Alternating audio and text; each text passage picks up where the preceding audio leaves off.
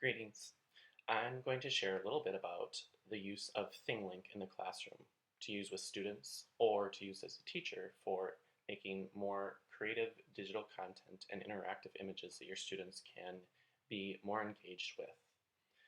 The first thing I want to point out that I really love about Thinglink is the old saying that a picture is worth 1,000 words.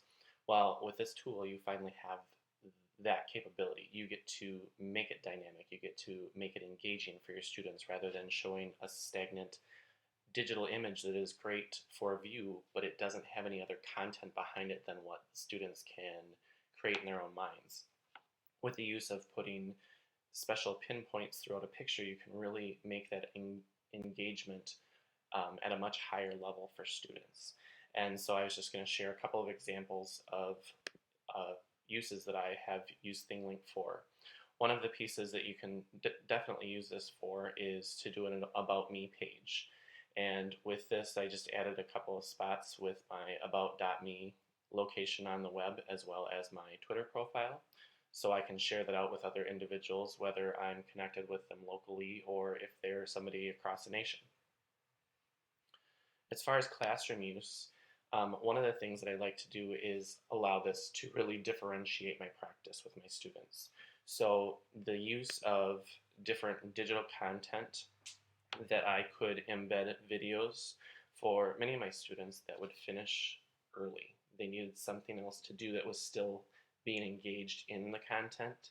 So I could basically take a digital image, and what I would do is I would take the web link for a particular Thinglink image and I would paste it into a QR code creator, and that would be in an extra station in the back of the room, so when the students finished they were able to interact with the same content the other students were still working on, but it was at a little bit higher level. It was a little more detailed.